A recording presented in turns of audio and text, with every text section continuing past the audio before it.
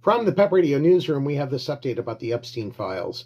President Donald Trump signed legislation Wednesday that compels his administration to release files on convicted sex offender Jeffrey Epstein, bowing to political pressure from his own party after initially resisting those efforts.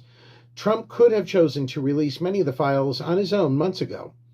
Democrats have used the Epstein issue, which affects them far more than the Republican Party, in order to try and distract from our amazing victories, Trump said in a social media post as he announced he had signed the bill.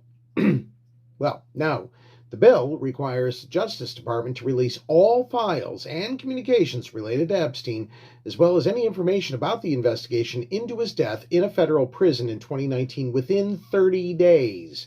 It allows for redactions about Epstein's victims for ongoing federal investigations, but DOJ cannot withhold information due to embarrassment, reputational harm, or political sensitivity. It was a remarkable turn of events for what was once far-fetched effort to force the disclosure of case files from an odd congressional coalition of Democrats, one GOP antagonist to the president, and a handful of erstwhile Trump loyalists. As recently as last week, the Trump administration even summoned one Republican proponent of releasing the files, Representative Lauren Boebert of Colorado, to the Situation Room to discuss the matter, although she did not change her mind. But over the weekend, Trump did a sharp U-turn on the files once it became clear that congressional action was inevitable.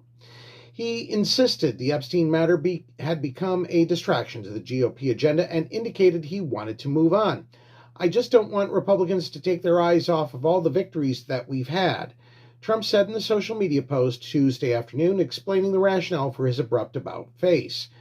The House passed legislation on a 427-1 vote, with Representative Clay Higgins, the Republican from Louisiana, being the sole dissenter.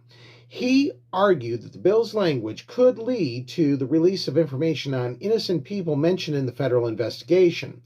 The Senate later approved it unanimously, skipping a formal vote. It's long been established that Trump had been friends with Epstein, the disgraced financier who was close to the world's elite. But the president has consistently said he did not know of Epstein's crimes and had cut ties with him long ago. Before Trump returned to the White House for a second term, some of his closest political allies helped fuel conspiracy theories about the government's handling of the Epstein case, asserting a cover-up of potentially incriminating information in those files. That's what we know at this hour from the PEP Radio Newsroom. I'm David Moore reporting.